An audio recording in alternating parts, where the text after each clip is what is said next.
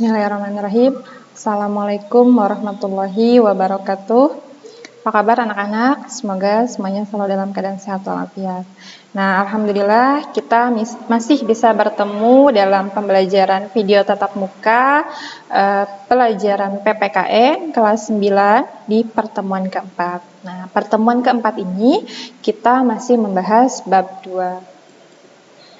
Nah, yang kita bahas di bab 2 yang selanjutnya yaitu pokok pikiran dalam pembukaan Undang-Undang Dasar Negara Republik Indonesia tahun 1945. Nah, Undang-Undang Dasar 1945 merupakan aturan dasar tertulis mengenai penyelenggaraan kehidupan Negara Kesatuan Republik Indonesia. Nah, UUD 1945 adalah naskah konstitusi pertama. Naskah tersebut dimuat dalam Berita Republik Indonesia tahun kedua nomor 7. Naskah UUD 1945 ini terdiri atas 2 bagian ya. Bagian pertama adalah pembukaan dan bagian kedua adalah batang tubuh. Nah, bagian pembukaan terdiri atas 4 alinea yang kemarin kita sudah bahas ya. Ada alinea pertama, kedua, ketiga, dan keempat, di mana di setiap alinea itu ada makna-makna tertentu. Ya.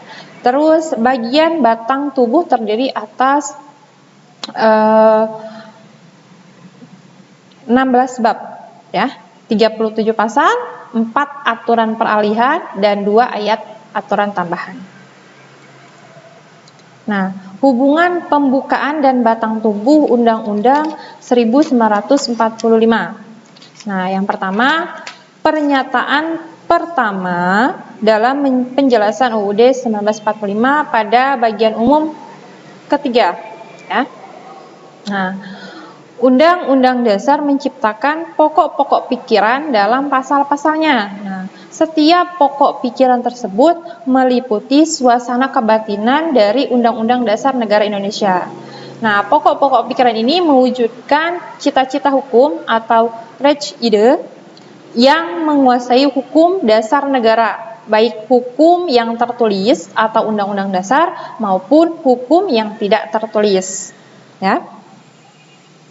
Yang kedua, pernyataan kedua dari penjelasan Supomo dalam sidang BPU-PKI.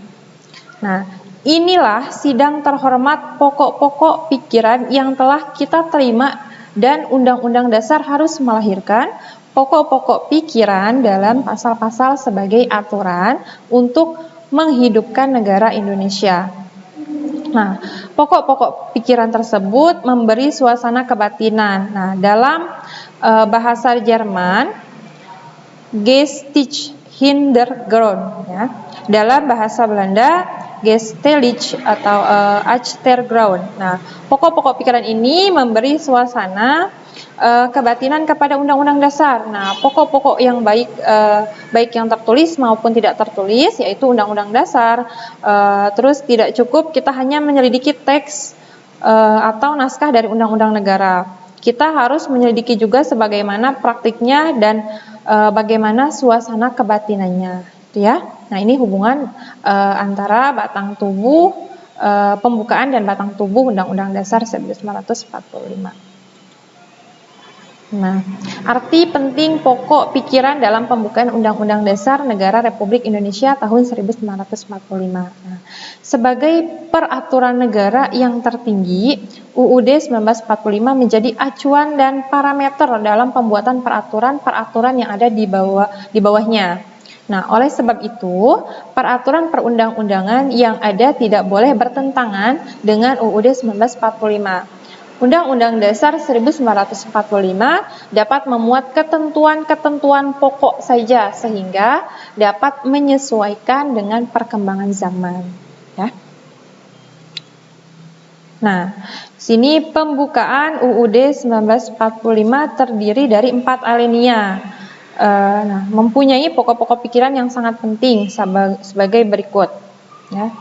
Yang pertama, pokok pikiran persatuan. Yang kedua, pokok pikiran keadilan sosial. Ketiga, pokok pikiran kedaulatan rakyat. Dan yang keempat, pokok pikiran ketuhanan yang Maha Esa menurut dasar kemanusiaan yang adil dan beradab. Ya, yang pertama yaitu pokok pikiran persatuan. Nah, pokok pikiran persatuan yang berbunyi sebagai berikut. Negara melindungi segenap bangsa Indonesia dan seluruh tumpah darah Indonesia dengan berdasarkan atas persatuan dengan mewujudkan keadilan sosial bagi seluruh rakyat Indonesia. Nah, dalam pembukaan ini diterima aliran pengertian negara persatuan. Ya. Nah, negara yang melindungi dan meliputi segenap bangsa dan seluruh tumpah darah Indonesia. Jadi negara mengawasi segala paham perseorangan, gitu ya. Nah, negara menurut pengertian pembukaan tersebut menghendaki persatuan meliputi segenap bangsa Indonesia dan seluruhnya. Inilah suatu dasar negara yang tidak boleh dilupakan. Artinya apa? Nah, artinya negara melindungi segenap bangsa dan seluruh tumpah darah Indonesia. Tuh. Yang kedua, negara mengatasi segala paham golongan dan segala paham perorangan. Dan terakhir, negara menghendaki persatuan yang meliputi segenap bangsa Indonesia. Nah, itu pokok pikiran daripada persatuan.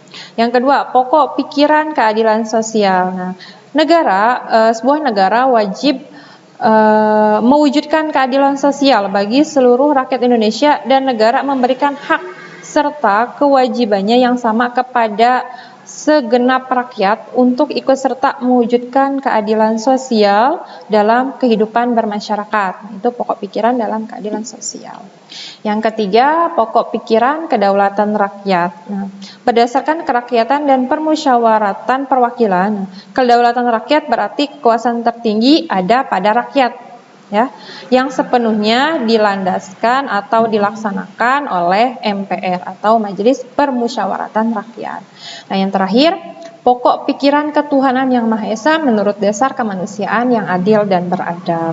Nah, maksudnya atau artinya negara wajib memberikan kebebasan kepada warga negaranya untuk memeluk agama sesuai keyakinan dan kepercayaan masing-masing.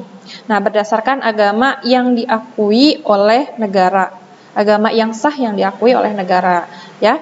Nah, di Indonesia itu kan ada 5 agama ya yang diakui oleh negara. Ada Islam, Kristen, Protestan, Konghucu, Buddha, sama satu lagi Hindu ya. Jadi ada 6 ya.